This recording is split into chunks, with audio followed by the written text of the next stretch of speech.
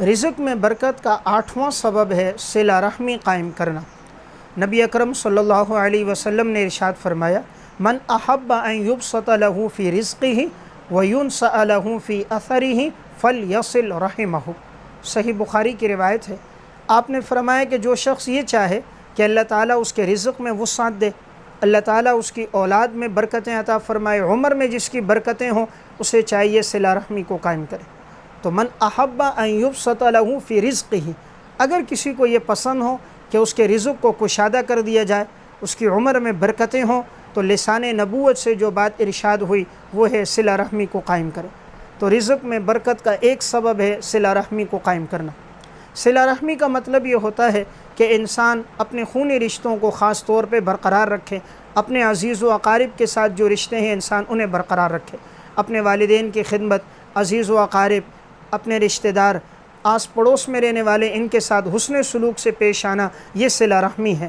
صل من قطعک واعف عمن ظلمک واحسن الی من اساء الیک، جو تم سے توڑے اس سے جوڑو، جو برا سلوک کرے اس کے ساتھ اچھا سلوک کرو، جو برائی سے پیش آئے اس کے ساتھ حسن سلوک سے پیش آؤ، جو ظلم کرے اسے معاف کرو۔ یہ انسان کے عالی اخلاق ہیں، تو چاہیے وہ عالی اخلاق پر آئے، صلہ رحمی کو قائم رکھے۔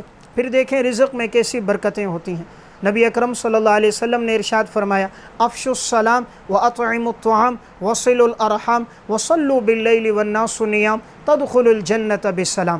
آپ نے فرمایا سلام کو رواج دو، آپ نے فرمایا صلہ رحمی کو قائم کرو، اور جب لوگ سوئے ہوئے ہوں تم اٹھ کر تہجد کی نماز پڑھا کرو، لوگوں کو کھانا کھلاؤ، تو تم سلامتی کے ساتھ جنت میں داخل ہو جاؤ گے۔ تو دیکھیں آپ نے جنت میں داخل ہونے کا ایک عمل کیا بیان فرمایا؟ آپ نے ایک عمل فرمایا صلہ رحمی کو قائم کرنا۔ اس لیے ہم اگر یہ کوشش کریں صلہ رحمی کو قائم کریں، قطع تعلقی سے بچیں۔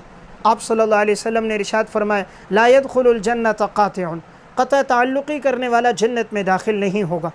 آپ نے فرمایا، لا يحل لأحد ان يهجر اخاه فوق ثلاث فمن هجر فوق ثلاث فمات دخل النار۔ کسی انسان کے لیے حلال نہیں وہ اپنے بھائی سے 3 دن سے زیادہ قطع تعلقی کرے۔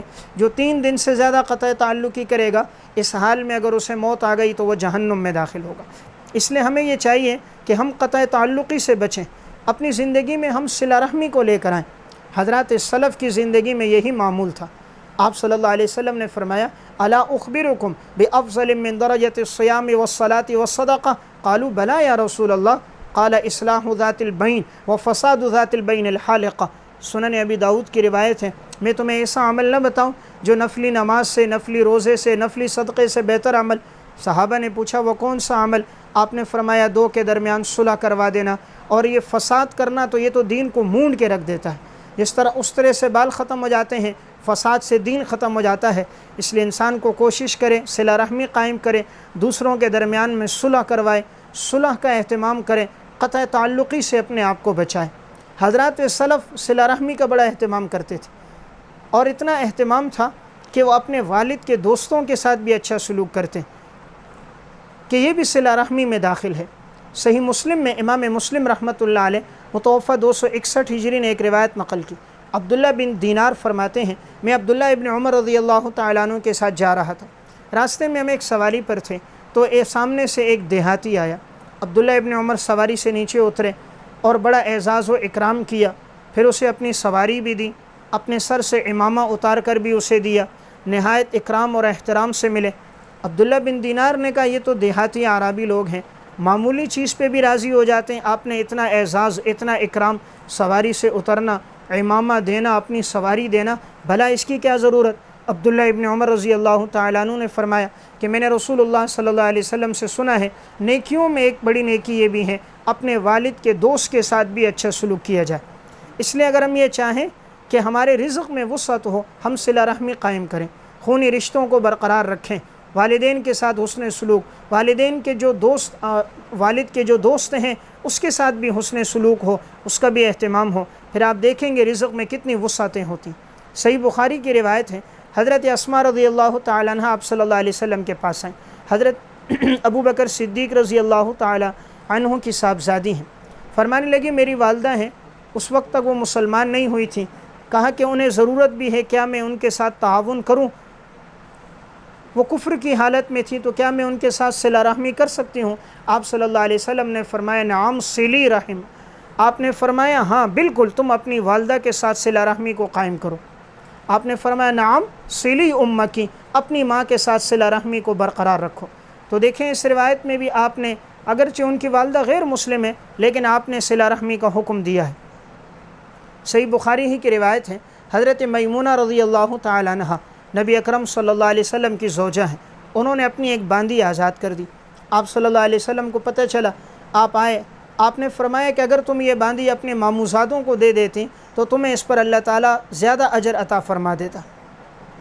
آپ نے فرمایا اما انکی لو اعطیتها اخوالک کان اعظم لاجرک، اگر تم اپنے ماموں کو یہ دے دیتی تو اللہ تعالیٰ تمہیں اس پر اس سے زیادہ اجر دے دیتا. تو دیکھیں صلہ رحمی کو جو قائم رکھتا ہے اس پر اللہ تعالیٰ انسان کو زیادہ اجر دیتا ہے. مشہور واقعہ حضرت ابو طلحہ انصاری رضی اللہ تعالیٰ عنہ کا کہ جب قرآن کی آیت نازل ہوئی تھی لن تنالوا البر حتى تنفقوا مما تحبون، تو یہ آپ صلی اللہ علیہ وسلم کے پاس آئے، یا رسول اللہ میں اپنا باغ اللہ کے نام پہ دینا چاہتا ہوں. اللہ نے فرمایا پسندیدہ چیز اور میرا یہ باغ مجھے سب سے زیادہ پسند ہے. آپ صلی اللہ علیہ وسلم نے قبول فرمایا. آپ نے فرمایا تھا اپنے عزیز و اقارب میں خرچ کرو، تمہیں اس پہ ڈبل اجر ملے گا، ایک صدقے کا اور ایک صلہ رحمی کا. تو اس لیے صلہ رحمی کا اجر انسان کو زیادہ ملتا رہتا. اس لیے ہم یہ چاہیں رزق میں وسعت ہو، اللہ تعالیٰ نے مال دیا ہو، اپنے عزیز و اقارب میں جو مستحق ہیں ان پر بھی ہم خرچ کریں، اپنے خونی رشتوں کو برقرار رکھیں.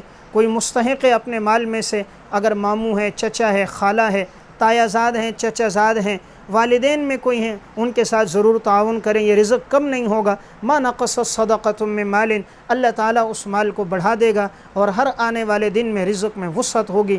تو رزق میں برکت کا ایک سبب کیا ہے؟ وہ ہے صلہ رحمی کو قائم کرنا.